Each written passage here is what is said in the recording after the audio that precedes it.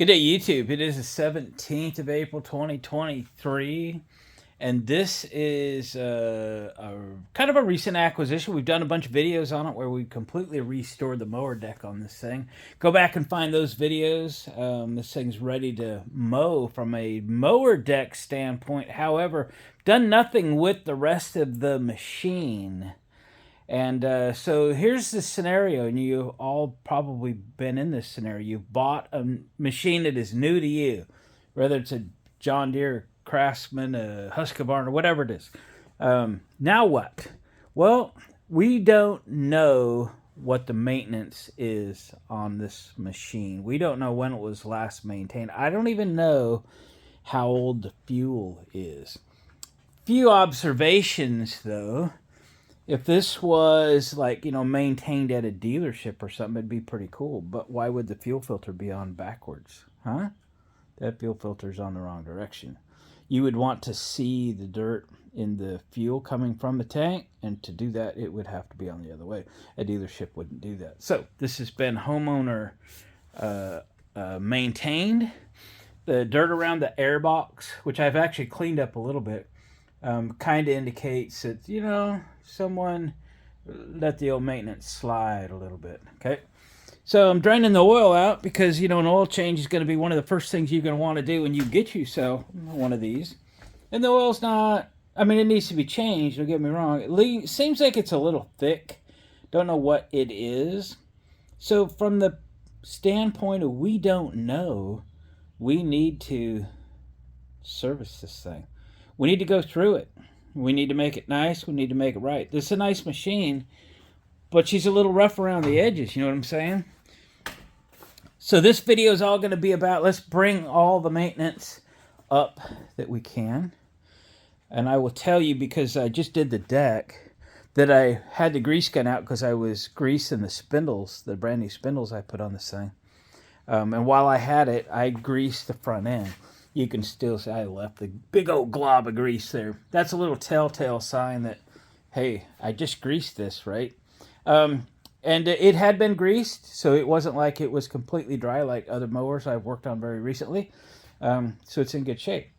Let's turn our attention, however, to the fuel. You can see I'm sort of set up back here for, let's take the fuel that's in the tank out of the tank. Check this out.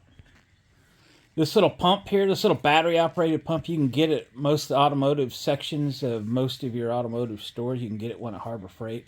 If you catch them on sale or something, they're like $10, $11. If you don't catch them on sale, they're about $12 or $13. Handiest thing you can have around the shop when it comes to getting fuel in or out of things, okay? I use it for my generators. I use it to put fuel into things that are difficult to pour a gas can in.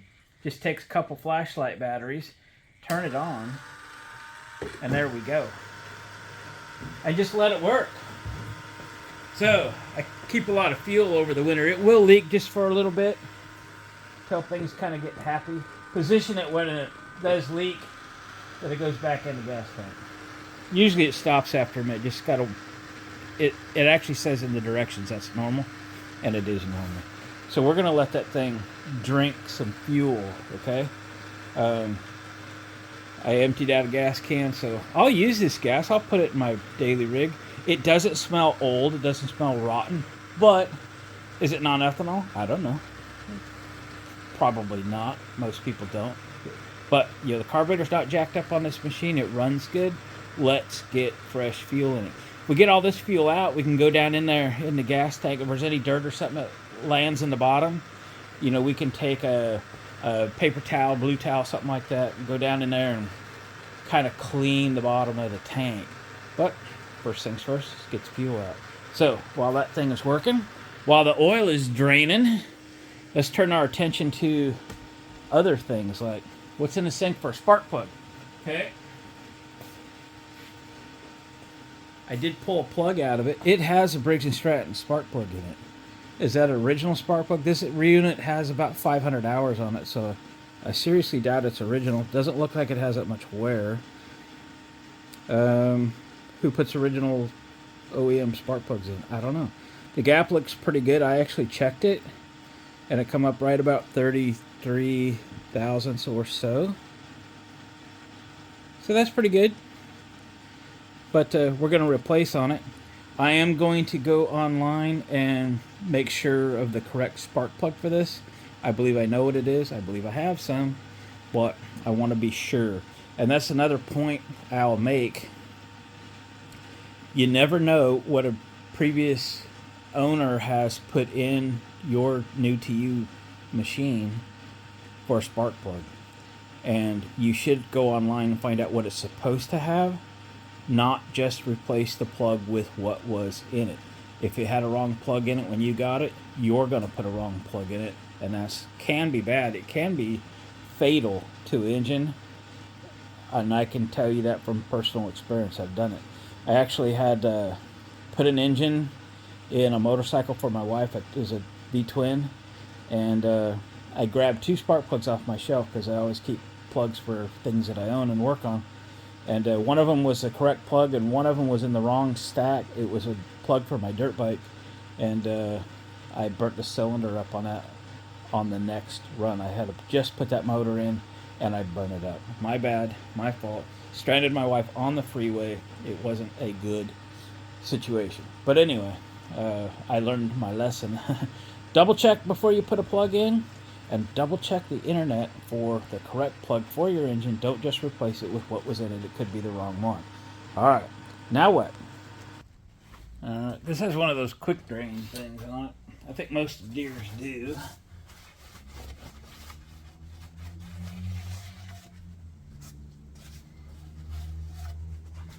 Let's clean up this cap real good.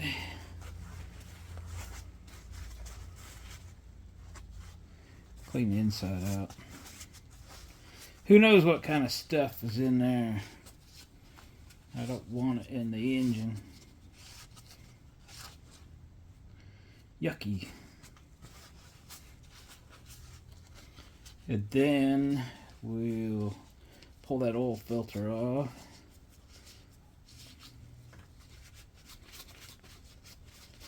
If you bring up oil and oil filters in any forum, and there's 100 people in that forum, you'll get 100 responses to what kind of filter should I use, what kind of oil should I use. You'll get the responses. You know what my response is? Use the correct weight of oil. Any brand of oil will be fine, and whatever kind of filter you got will work fine. But just change your oil often. That's what you need. That's what you need. It's clean oil. Alright, so we got that in there. Let's find us a filter. Slide that oil bucket over. I might get oil on my brand new mower deck. I love these filter pliers for reaching in here. Works pretty darn good.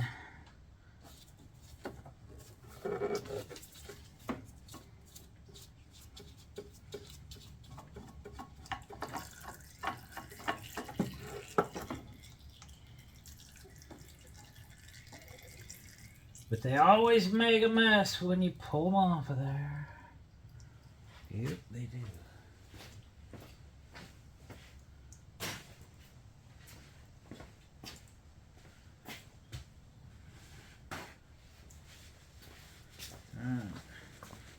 I'm gonna run out and see what I can find for oil filter, and I'm gonna see what I can find for a fuel filter. Alright, let's change this fuel filter. This is going to take a 1/4 inch nut driver. There is the original clamp right there.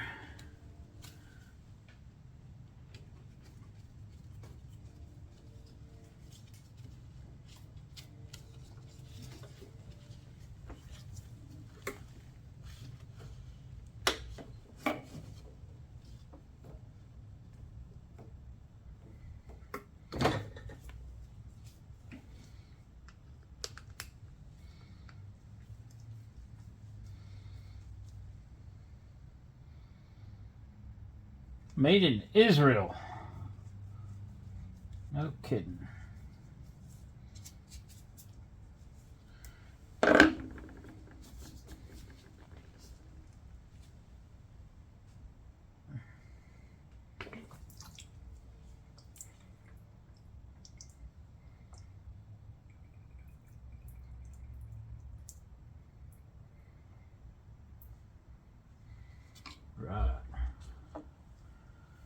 Right. Now then, when it comes from the tank, you want to be able to see the dirt, right? So the filter goes this way. I'm going to shorten that hose just a tad.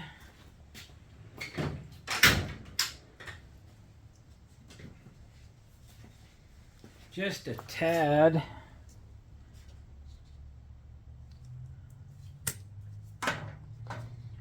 Looks like 5/16 hose though. What's up with that?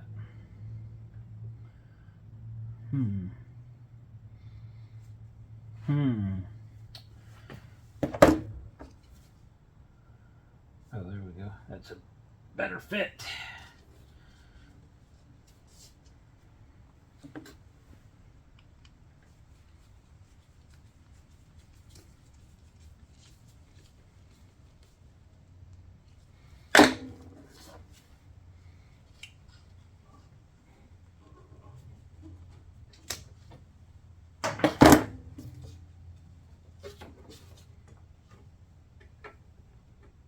Oh yeah.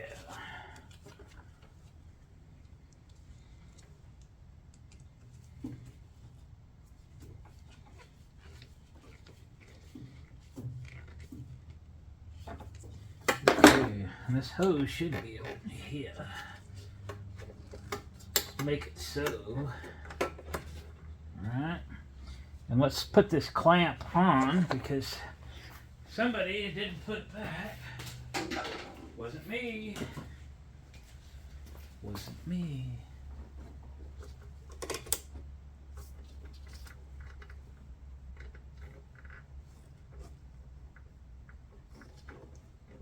There we go.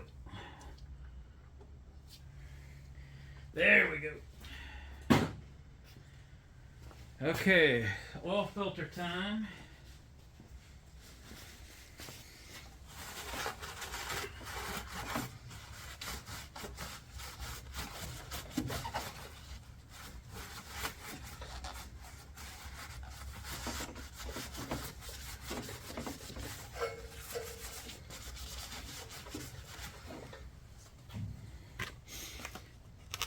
I kind of buy my Briggs filters and Kohler filters by the case. So I always have plenty. Just want to be sure that the gasket is going to cover correctly, and it will.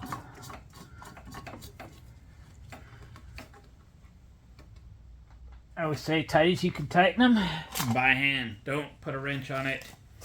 All right. Let's put some oil in this bad boy. So we got us a funnel, and I got a screwdriver. What for? You put the screwdriver beside the funnel. Why? Because it vents, and the oil goes in faster. Just a little bit left in this jug, so let's end its use in my shop. See, without that screwdriver in there, it'd be going glug, glug, glug. It would take forever. We don't have forever. Time is money. All right. Sit there and drain. Well, it's too dang expensive to waste any. Too dang expensive. Like, I just pumped like $9 worth of gas out of this thing, right? All right, then put a little oil in it. Let it drain. We're just to the add mark, so a little more, plus for the filter that isn't full yet, which is like that much more. Let's check that. Before we're done, we'll have to run it, circulate the oil, let it drain down, check it again. We'll get it right. We'll get it right.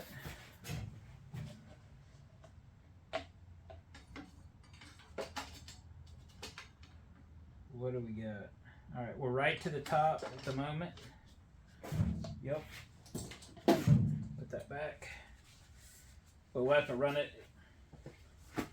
Check it again. Okay, so what's next?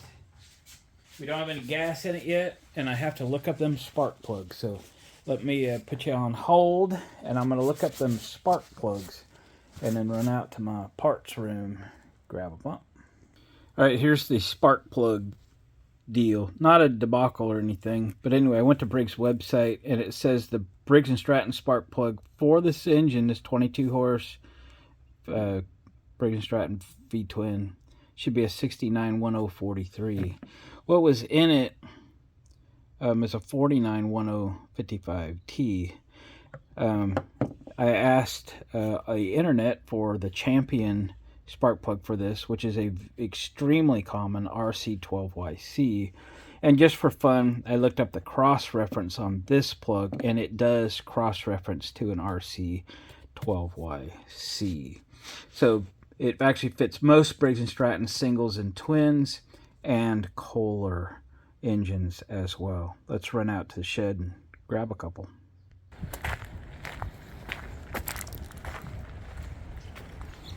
Hi, other John Deere.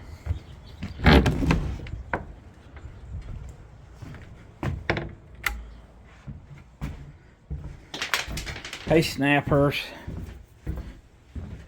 Okay. Yeah, we have plenty, you know. RC12YCs. Alright. Air filters, oil filters, oil and such. Oh yeah. Gotta keep them in stock. And nobody got them around here anyway.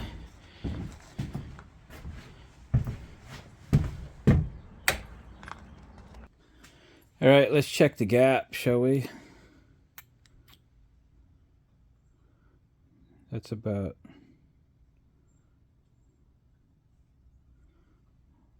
Oh, it's hard to read. Is there a double side to this thing? What the heck? Sorry, this one's new.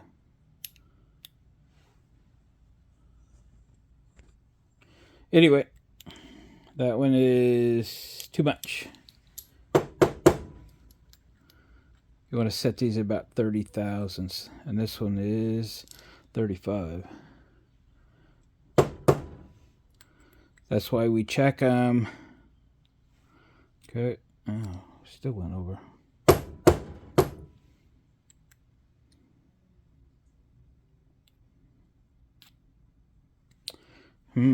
Alright, let me fiddle. Alright, the second one was at about 32, so we closed it up as well. 30 thousandths, that's the number. Alright, let's put these in. Got the other side done. Let's get this one out.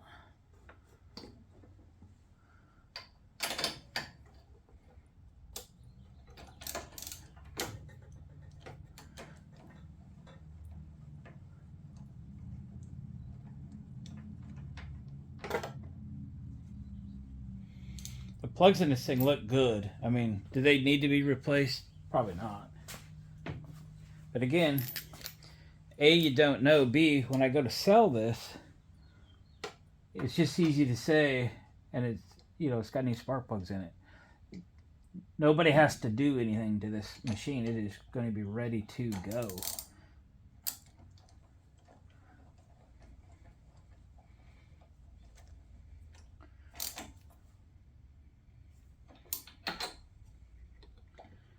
New everything, right?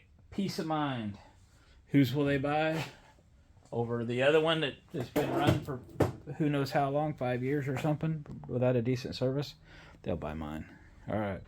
Now then, I'm going to clean up around this air box and such, and we can put the new air filter and stuff in it.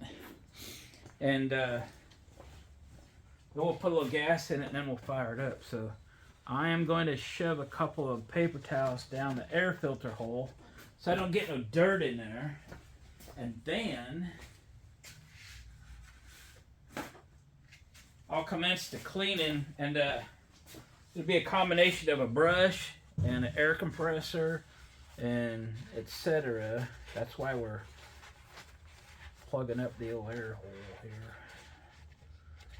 Okay, I'm gonna get all this clean and spotless. Let me show you something though. Where's it? It's over here. Hang on.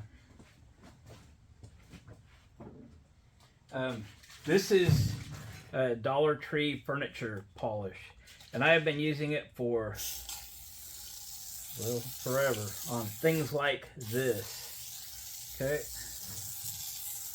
it's just a good all-purpose cleaner, and makes it look nice, makes it smell good even, and it gives it a nice finish, etc.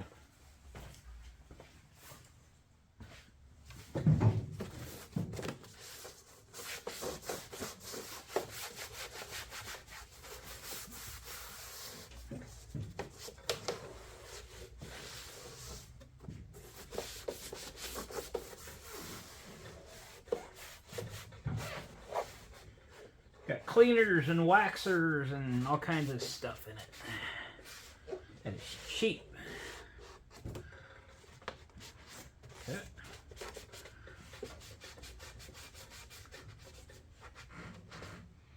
See there? Okay. Going to work on this. I'll bring it back when it's clean. Come out nice and clean, didn't it? Yep, that old furniture polish does a good job. Leaves a good finish, makes it smell nice. We've got an air cleaner area all cleaned up. That bugs me the worst for whatever reason.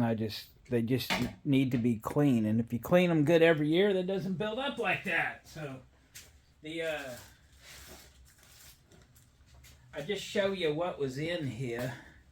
It's pretty gross. There was the pre-filter. It is Briggs & Stratton filter though, so that goes back to my earlier statement. I don't really care what brand of filters and stuff I use, but I change them often. So I would rather buy two, made overseas filters and change them often than to run an OE filter this long. Never happened. All right, throw it in the garbage, and let's have a new one, shall we? Out of the bag. Out of the bag. I buy these. I look for multi-packs, so I think I bought 3 filters this last time. That makes them less expensive. Not, like, you know what I mean. So pre-filter in first because the airflow is from underneath into here. So we want to pre-filter first through the screen, then the filter. And then the filter. Look how nice. And now the cover. I took this cover to the parts cleaner and cleaned it up. It was dirty. It was real dirty. And I'm missing one of these. I just went on eBay and found one. I stuck it in my shopping cart. But one was gone. And that bugs me too. So $13 for one of these. Dang. It's got to be right though, you know what I mean? There's just some things I can't not do. Alright. See, now I gotta go get some fuel. Put some fresh fuel in this thing. Okay. A couple of things I gotta wipe off too. Alright, let's fill her up. Well, we're not gonna fill it up. We're gonna put I think this is 1.25 gallons of fuel, non-ethanol fuel. I want you guys though to put regular gas in it from the gas station with all the ethanols in it, okay? And then when your tractor don't start or run worth a nickel next season, y'all just call me up and I'll come and get it. You know what I'm saying? I'll clean or put a new carburetor on it. Clean out the fuel system and sell your machine. Every single day on the forums on Facebook, it's like, how come my machine only runs on half choke or all choke or whatever? You see it all the time. How do people not know? How have they got this far and not known about running non-ethanol fuel in your machines? You know, if you're mowing every single day or something, that ain't no big deal. You can run pump gas. But most of us park our machines for the winter and such, or they sit for unknown lengths of time. And well, dang, that stuff just is nasty. I have a box full of carburetors over here that I've just done this year. Oh, we got to do a throttle cable next. So, I mean, not that this is not nice or anything, because it came with a free 3/8 extension about 6 inches long. I don't think it's a name brand I've ever heard of, but I got one. But I also bought a new throttle cable. It doesn't look difficult to change. That means we can handle it. Let's see about getting this one off. All right, see if you can see in there. So we just got that cable right there. It's got a screw in it. What kind of head is that? Torx, of course. And it just goes in there on the throttle deal. And then up here, let me get a light. It looks like we just got a couple. Wow, how am I gonna get a light in there? There we go. So on the side, it's hard to see, I know. My light's right on it now. A couple tabs to push in, and that thing should pop out of there. So, should. That's the underlying word there. Should. Woulda, coulda, shoulda. Something like that. Let's see if it works just as easy as I said it would. I don't know. I never took one out before.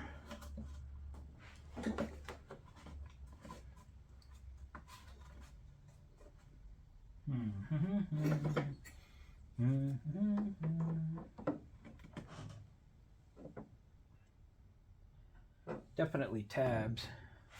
I'm going to try it with a long screwdriver. Well, the screwdriver method sort of is working. I got one side done anyway. Not sure if I can reach it like that on the other side. Or 2 more clips, but maybe I can get it. Oh yeah, there we go. We're out. Wasn't too bad. It's real dirty in there though. Well, you're not gonna be able to see much. There's no way to get a camera in there. But it is a Torx T20. And I'm just using a 1/4 inch wrench on it. Wow, she's a tight little booger.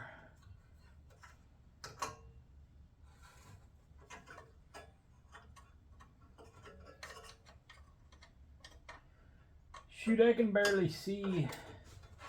I got a half turn on it. Half turn.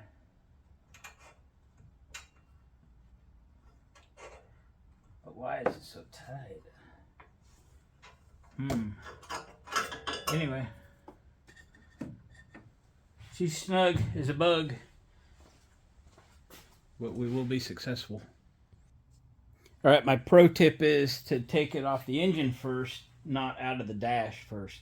This cable is no longer than it really needs to be. It just made this a little harder to get out. No big deal, but do it first.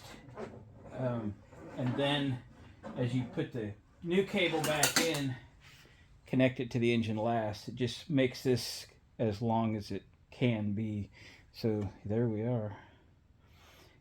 It's broken, but I do have the other piece. This might work for something. I don't know. I hate to throw stuff away I might be able to use. You know what I'm saying? Might be glue it back together. Could at least try it anyway. Such as it is. I don't know. Never mind. Oh, there it goes. So, I don't know. I guess we'll just chuck it. Alright, here's a new one. eBay or Amazon, I think it was like 25 bucks or something. This was pretty easy to get on Amazon. I've mentioned before, I don't like their search engine, because you search for things and you get 17 pages of other things, which might accidentally make you order something wrong. Come on. So, looks pretty good. Throw that there. Yep.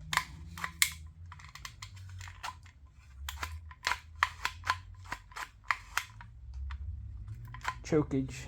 It's not really working. I guess we got to put it in, huh? Alright. Because this comes off last, or first, it goes on last. So we'll stick it in the hole.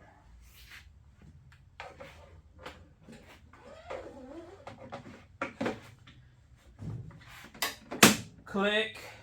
Installed. Well, not quite. But anyway, looks good in there, doesn't it? Nice and fresh and new. Alright, let's hook this cable up. Hook it up. Okay, throttle cable is in. Just pro tip, you get it before you tighten up that screw that holds that cable in place.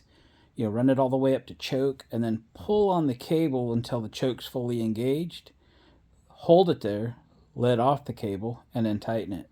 And that'll make sure that the cable's in the correct position to choke the engine when it needs to and to shut it down when it don't. So, next thing, let me get that oil pan out from underneath there so I don't make a mess. Not that I've ever done that before. And then we'll fire this thing up and final check the oil, top it off if it needs it. And we're going to call this full serviced. Okay, we got gas, we got oil, we got new spark plugs, we got fuel filter, oil filter, and we got air filter. Everything's in and tight. We just got to fire it up, let it run in just a little bit, let the oil drain back down, check the oil, top it off, and then we'll be good to go. There's still a handful of things need to be done with this thing, which I'll take care of off camera.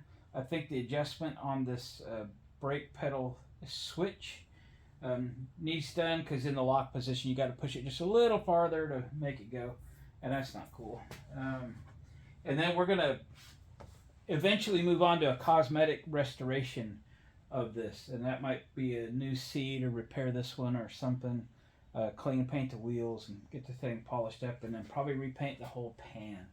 So that's kind of where we're headed, if it works like that. So anyway, let's go for choke and ignition.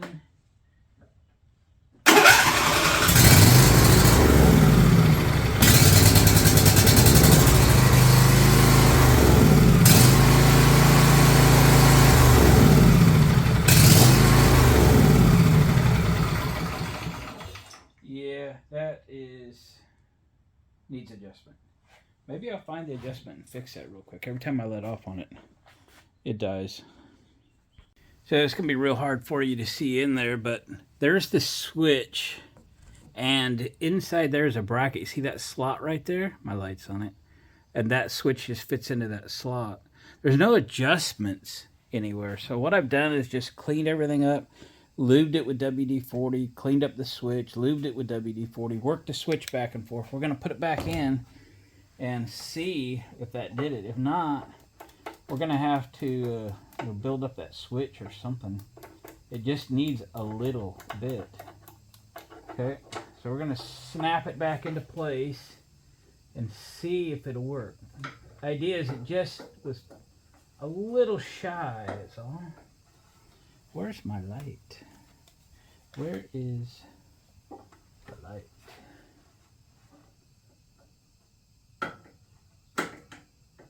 Okay.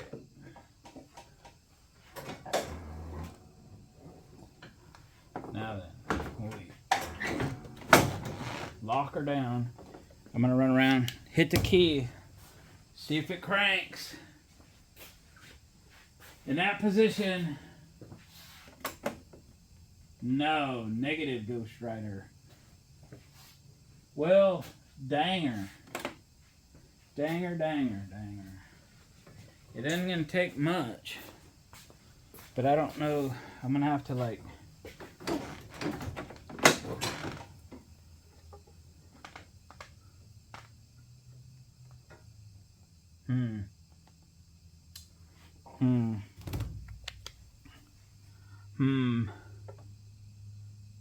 Doggone it.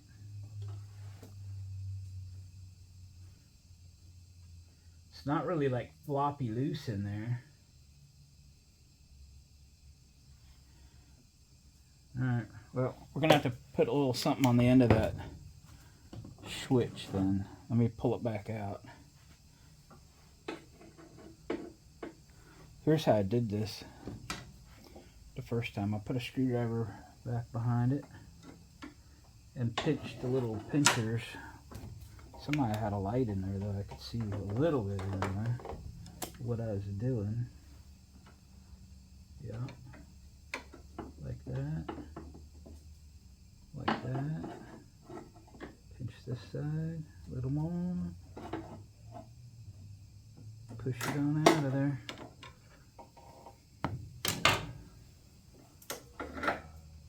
Okay. And then, let's see.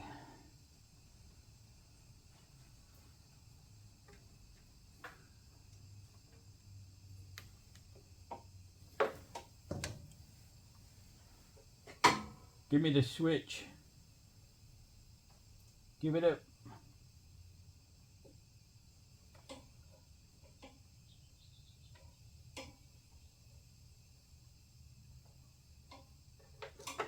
Maybe that wasn't the latch. Maybe it's over here. Oh, come on. Come on. It's a coming. It's not just falling out though. Ooh, she's a little dirty. Little dirty. That ain't hurting the functionality though. Let me WD it. WD, remember this stuff was invented for electrical connections. It's what it was designed for. It's what you should use it for. Well, what did I do with the switch? Here it is.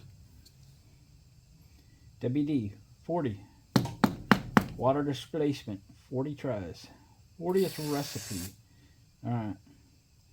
We're going to do this, and I'm going to put a little something on the end of this switch to extend it. I'll have to let it dry. Maybe like a little dab of epoxy or something.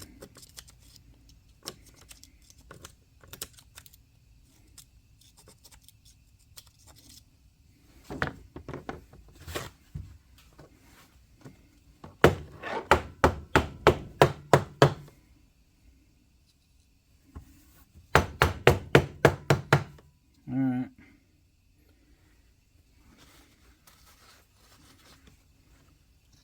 Let's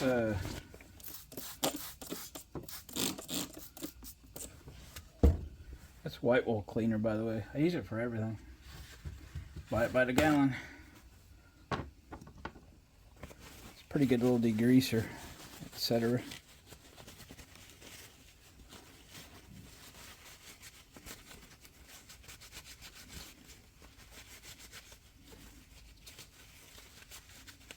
Okay, so we need to extend this button a little bit so it's pushed in a little farther. If I knew how it was made, I'd put a little screw in it, but I think what we'll do is see what I got for like epoxy or something and use that. Okay, let me see what I got. Let's get it real clean with some isopropyl alcohol. It's a brand new bottle, by the way. When was it last 39 cents, I wonder? Why have I had it so long? Probably got it at a yard sale. Alright. Isopropyl alcohol. You know why it's called isopropyl? Isopropyl alcohol has been made in such a manner that it tastes horrible to make sure that it is not ingested. That's isopropyl. Regular alcohol is not as offensive enough, and people drink it because it's cheap. Okay, so we're going to take a little Scotch-Brite pad and rough that up. Flip.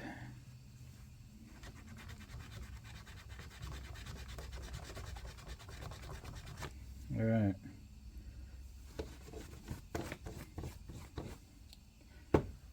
Stay. Cover isopropyl. All right, let me see what I got for epoxy.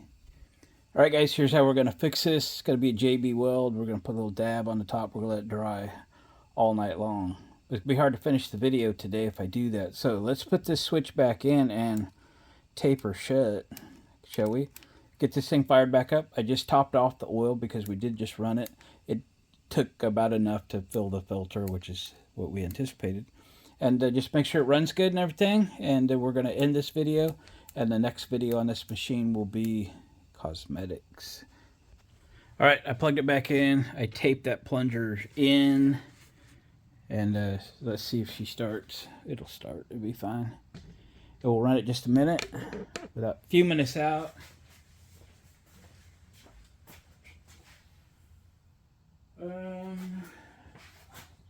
Can I reach the choke? Yep. There we go.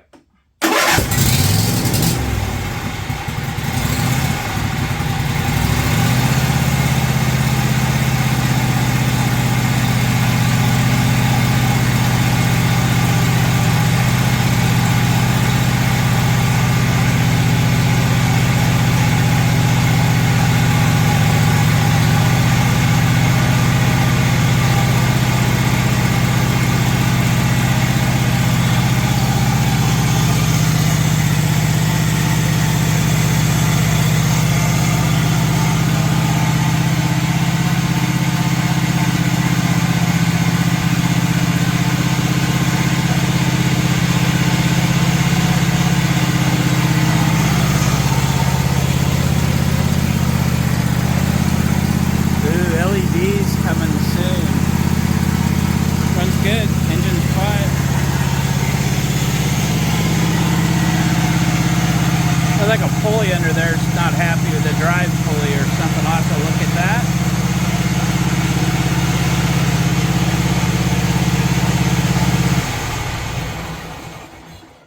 that. Alright.